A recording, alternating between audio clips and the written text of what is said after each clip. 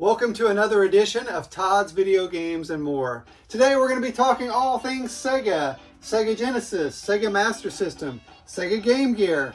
We're going to go on a little journey where we pick up this beautiful store display cabinet and we'll show you how we fixed it up, how we made a spot for it in the collection, and how we filled it up with some of our favorite Sega titles.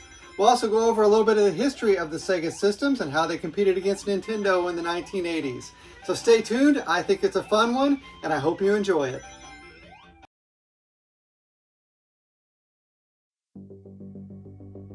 Ah, the 1980s, the decade I grew up in. It was a time of blockbuster movies, captivating toys, and colorful fashion.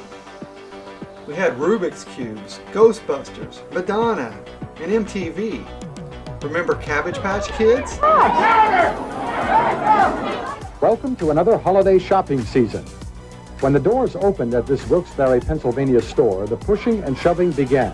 One woman was knocked to the floor and suffered a broken leg. Not all was fun and games, like moms fighting over dolls on Black Friday. It was also a time of political upheaval, and we lived under the constant threat of nuclear war.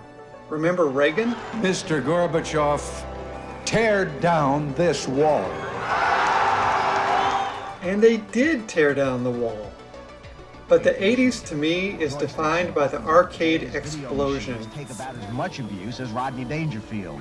I remember waiting in line to play Pac-Man at our local arcade. How about that Pac-Man song that I hear around here all the time? Yeah, you sing it a lot, you hum it. Many of us were lucky to get an Atari system so we could play games at home. Games like basketball, football, chess, bowling, outlaw, more than 30 games. No other company offers you as many different video game cartridges as Atari. But the craze wore off just about the time the infamous home version of E.T. arrived, followed by a massive video game crash.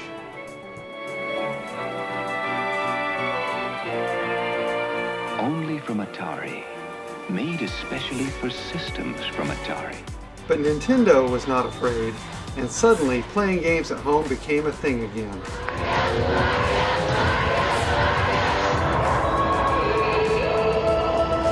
Super Mario.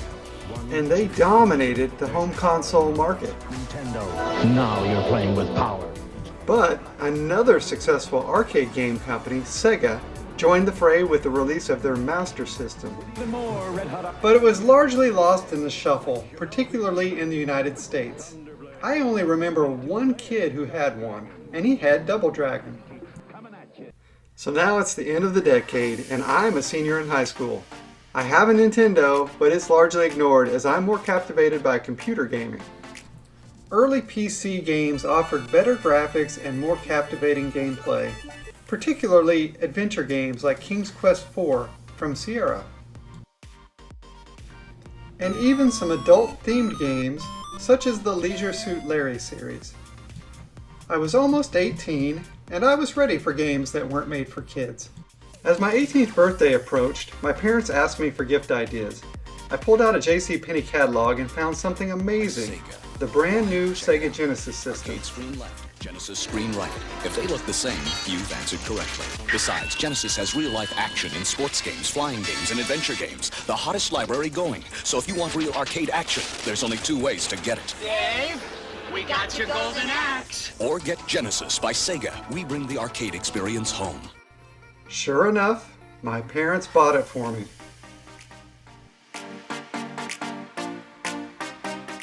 I remember being amazed by the graphics in Altered Beast and the synthesized voices. I had all my friends come over and check it out.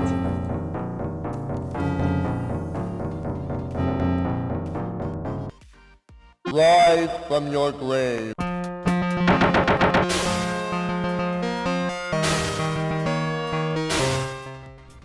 And then it was off to college, where the Sega Genesis turned our dorm room into a gaming paradise.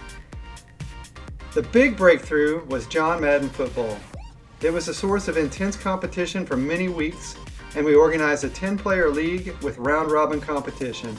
We ended with playoffs and a Super Bowl of our own, which resulted in chaos after Jeff Hogue blocked Dusty Tinkle's extra point, and Dusty's own team picked it up to score yet another touchdown. Hey, you have to play by the game's rules, even if they're wrong. We also played a ton of Tommy Lasorda Baseball, which had eye-popping graphics compared to the baseball games on the NES. Right fielder. And then the mother of all Genesis games arrived, Sonic the Hedgehog. We played Sonic until our fingers turned blue, and many, many games after that. But then I moved on in life. When I started building my collection, it mainly centered around Nintendo systems, and Sega games were just an afterthought. Then something rekindled that Sega spark, the Sonic the Hedgehog movie, followed up by Chip 'n Dale's Rescue Rangers. We don't have a lot of time. Oh, you want me to go fast? That's Sonic's thing. Ugly Sonic goes slow, baby. Hey kid, want an autograph from Ugly Sonic? No!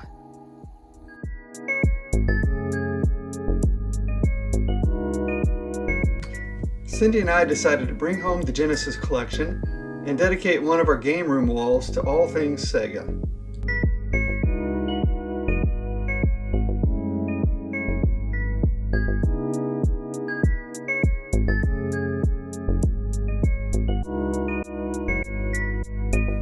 And it was looking much better.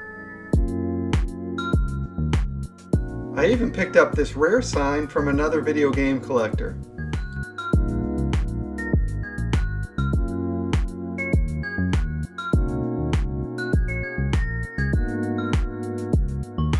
But it was still missing something, and another collector, Nick, had been considering selling a real piece of Sega history. We had messaged several times over the years, and he had tried to sell me this enormous Sonic at one point.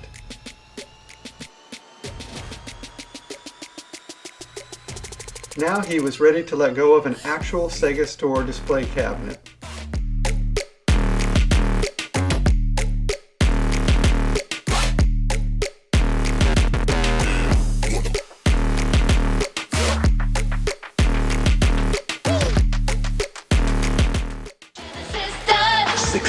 Arcade graphics. You can't do this on Nintendo. Genesis does. 16-bit sports action. You can't do this on Nintendo. Genesis does. Genesis does. Genesis does. Genesis does. Genesis does. What Nintendo?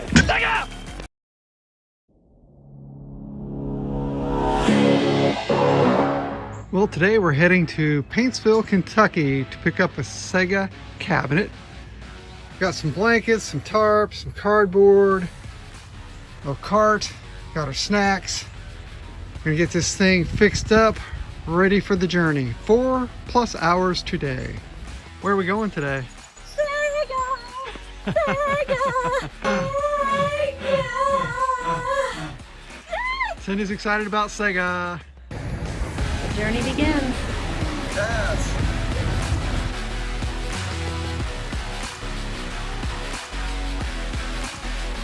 Gotta get the truck rolled up.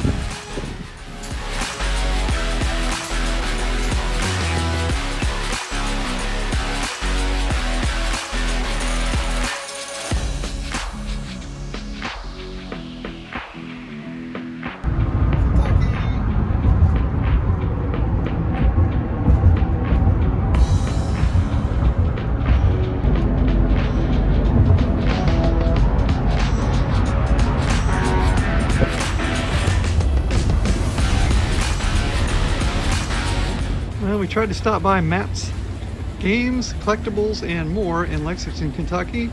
And while online it says they're open, nobody there. Just kidding, they showed up. And they're open. Pretty cool shop.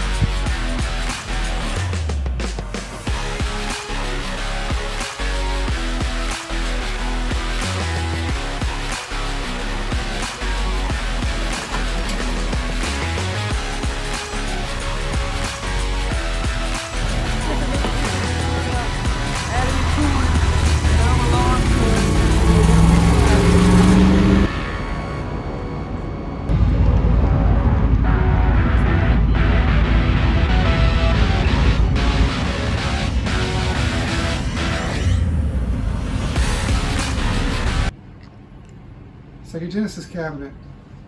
Cool. Yeah. Yay!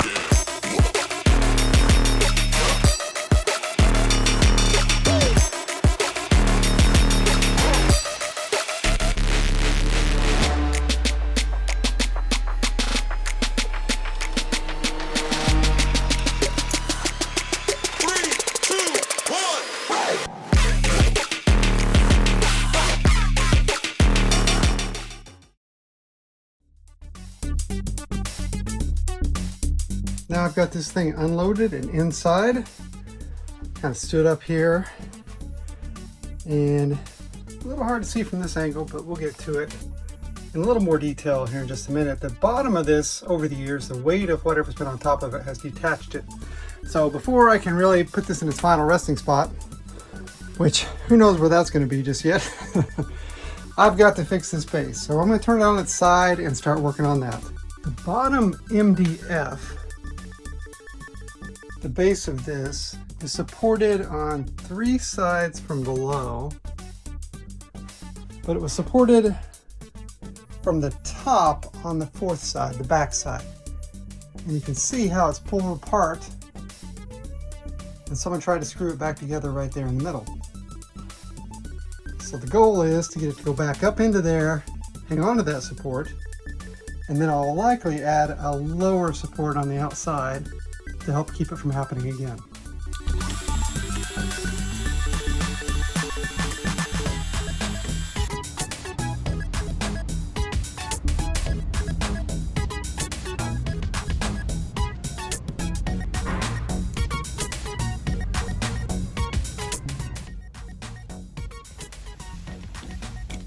In this corner and 2 of the other corners, we have a little wooden brace right here that's missing from the bottom. You can kind of see where it was stapled in down here. We need that so we can add another slider, one of those little plastic sliders there, to that corner. And then I've got a board here that we're going to use. We're going to cut it to the right length so it can be that little section there, and it can be a longer section to help support the rest of this side.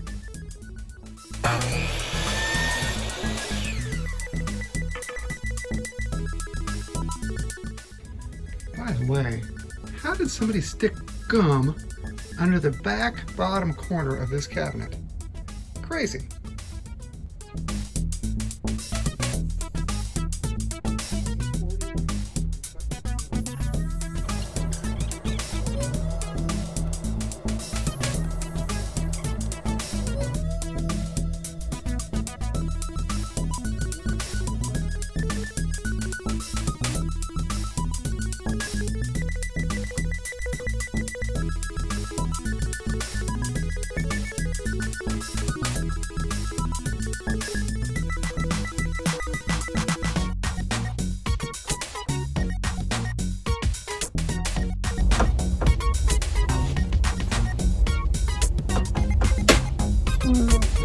Don't like popping.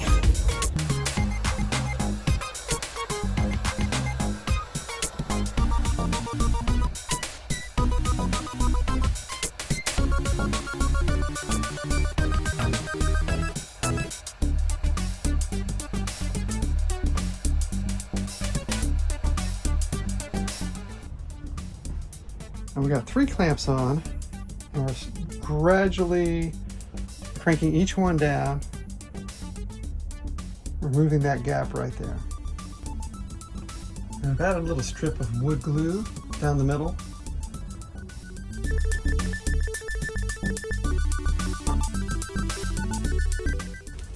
So now we've got the board even with that particle board, the board I just added.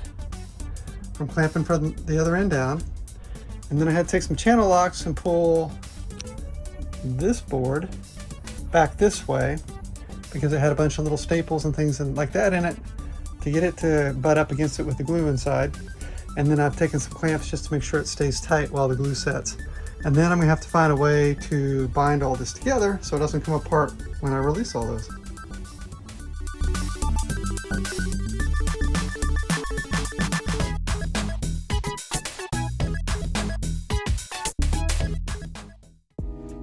To further stabilize this, I'm gonna take some 3-inch screws, wood screws, and put them in strategically along the way to tie all this together.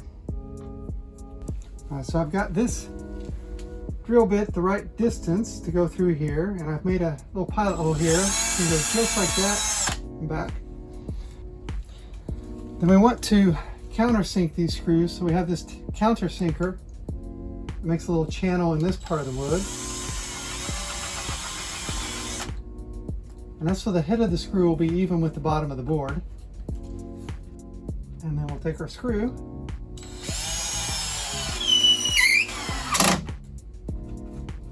right on the money, and not out the other end, just what we want. So we'll do a few more of these here and there.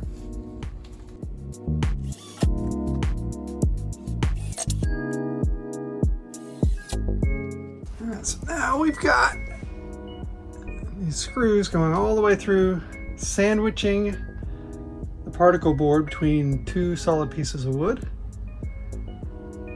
And we've got our extra little piece glued in down there. We're gonna leave the clamps on overnight, let this all finish up, and then tomorrow we'll disassemble. I've run into a little bit of a problem here. The problem is when I released the clamps this morning, this section started to bow back out. So the pressure from that particle board is greater than the support board underneath. And so I'm going to tie the bottom to the top together with this other board, which will help stabilize the very back of it anyway. And I think that's good in the long run. And I've got some metal plates over here, they're down here, and I'm going to plate this thing on, and hopefully that'll keep it from coming back apart because it drooped probably 1/2 inch or so. Okay, so I've added, let's see, zoom around here. This bracing here and underneath, and it comes across, same thing, we got some plates and some braces over there. And then a couple of countersunk screws in the very end down there so that they can reach all the way into the pine. Even then, it still wants to barely come apart in the middle, but it's fairly even now. So we're talking 1/16 of an inch, something like that. So I think we've got it stabilized for now.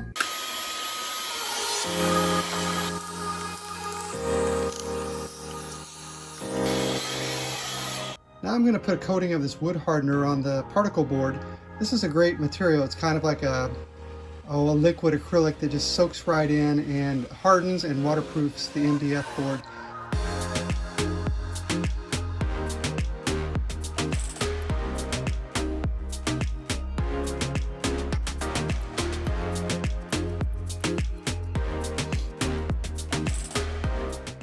Now it's time to pop off the little plastic feet on these because I only have 3 anyway. And then I have purchased a couple different things. We might go with leg levelers, and we might just go with a little bit bigger of the nail in type. I'll figure that out.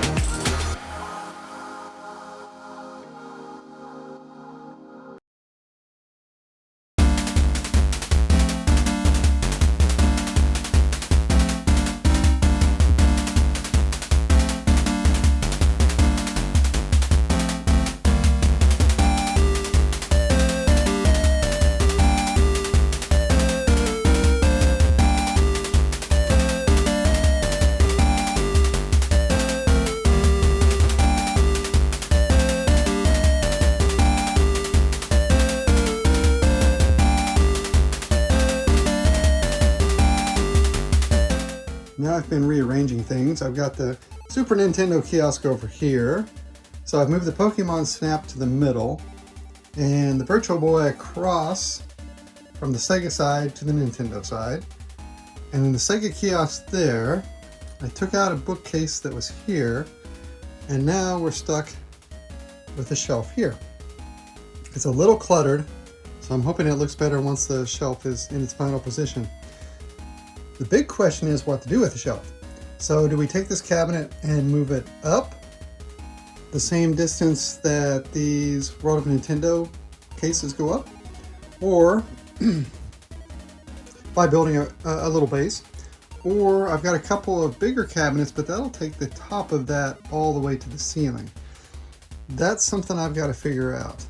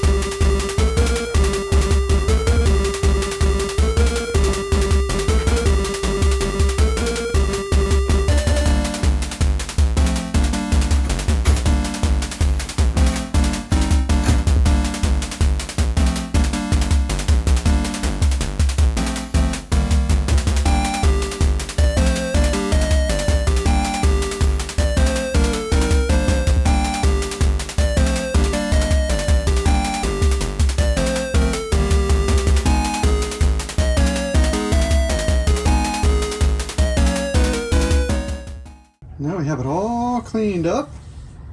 Got some cabinets behind. And we'll lift this thing up and put it into place. Go up. Can you get it? Okay, go back down. I can't. I can't do this. Just hold it up a little higher. A little higher. Oh my god. Come over this side. Got it? Let go.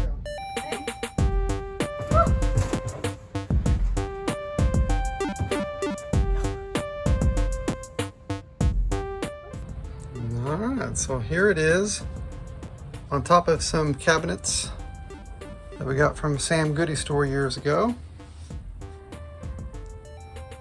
And it fits, I'd say, perfectly. That has really changed the look of this room. We're just starting to play with this, and I think we're going to add some lights to those cabinets down there. We've got our kiosk over here. And a new mat we got for it. I think this is going to look really cool.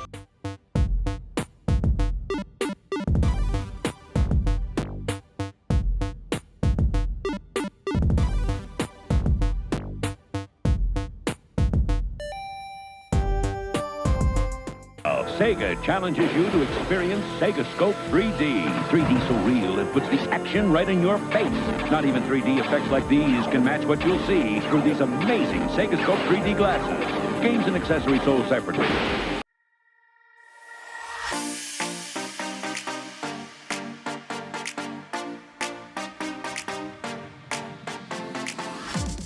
These bottom cabinets are not lit up like the top cabinet that has the bulb across the top. So I bought a couple of 24-inch long ultra slim LED lights. They should mount in there pretty easily. Well, this is going to be a bit of a problem. Even though that says it's 3000K color temperature and a fluorescent light should be 3,000 to 4,000K, they're not even close. Now I'm back from Lowe's on another trip. I'm going to try this set instead. Much more expensive, unfortunately, but you can pick what color you want and you can also dim them down a little bit in case they're too bright. So they should work out nicely. All right, you can really tell the difference between the lights here. The one on the left is the 4000K setting, and the one on the right is the 2700K that I can't change. The one in the middle is the fluorescent bulb. I've got an LED bulb coming that should match the one on the left a little closer. This bulb's just getting a little aged, a little yellow. And in the end, I think that left one down there is going to be a good match.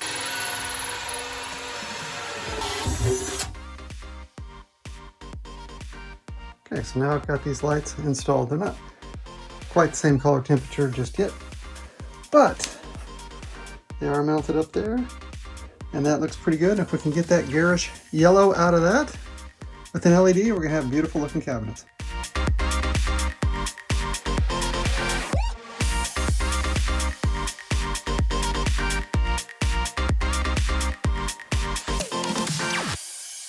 Introducing Game Boy. It's portable, it's in stereo, and its games are interchangeable. Plus, Game Boy comes with the outrageous new game, Tetris. And for head-to-head competition, use the revolutionary video link and blow your opponent away. Game Boy, only from Nintendo. Now you're playing with power, portable power. Get Sega Game Gear. Basic black on the outside. Hundreds of exciting full-color games radiating from the inside. And we promise no sleazy little get-ups that scream, "Hello, big boy." Get Game Gear. Sega! Now we're ready to put the glass doors back in this case. It came with this strip that would go down in there, and probably had multiple strips with little ball bearings on them to help the glide. I can't find anything like this anymore. So I'm going to try a little experiment. I've got these BBs, little ball bearings, and I'm going to put them in the track. I'm going to see if the doors can glide on top of these.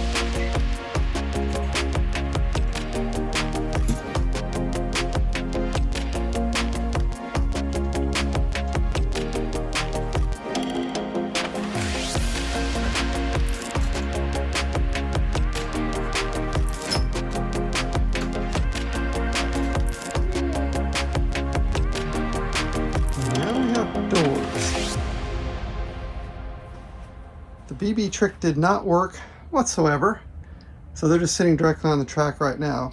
But they do move, so we'll come up with something.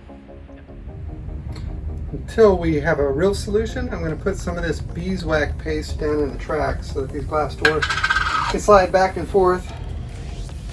Just have to go directly on the metal track for now.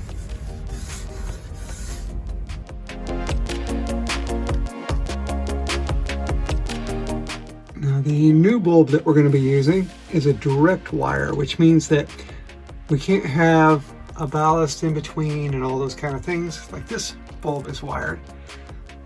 We want both the positive and the neutral, the hot and the neutral, to go to one end of the bulb instead of being split across. So we're going to take this bulb out and rewire.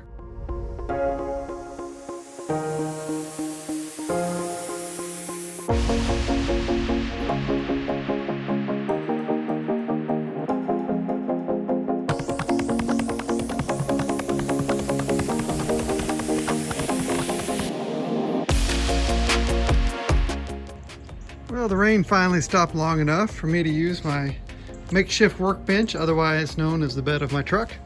And I have marked off a couple of lines on this longer board. We're going to cut two ends to make two shelves for the lower display cabinets.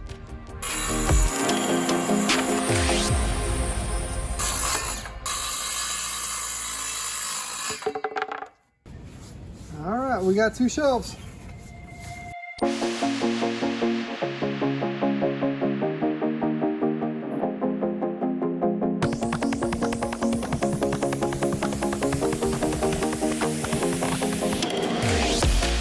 Alright, 32.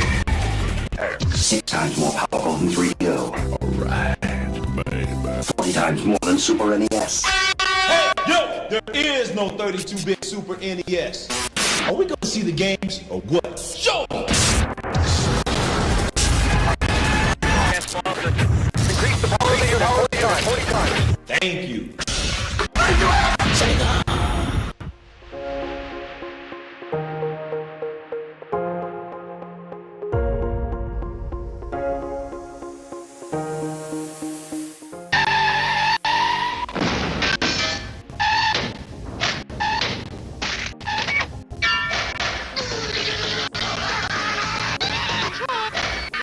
let that happen.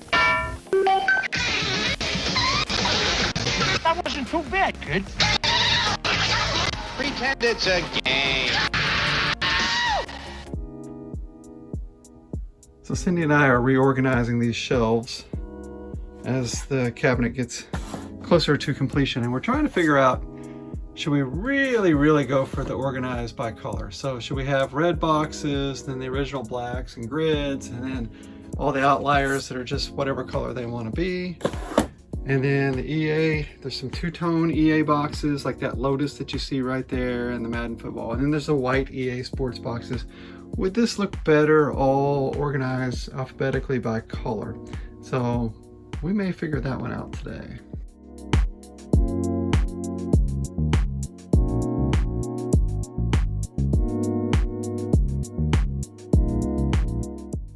Now we have the shelves in a little neater order. I like it. And I just got some hardware today to put in a glass shelf in the cabinet. The glass shelf I have is left over from the World of Nintendo cabinets. I have one extra shelf. I'm trying to find more shelves. They are harder to find than what you might think. They are 44 inches wide and they can be 8, 10, or 12 inches deep. And the shelves themselves aren't expensive, but the shipping is crazy. Like a $15 shelf with $160 shipping. So I'm going to use this one shelf first, and then I'll see how many more shelves I actually need to put in.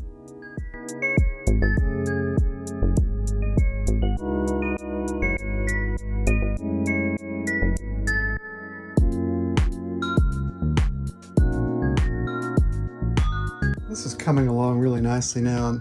Cabinet's starting to look pretty good. This whole wall's starting to look pretty good. I've still got this Sonic sign that I want to hang, and I'm going to try hanging it in that corner right above the kiosk back there. I'm going to see how that looks. So I've got a couple chains here that I bought off Amazon and some ceiling hooks to go into the grid up there, and I'm going to give it a go.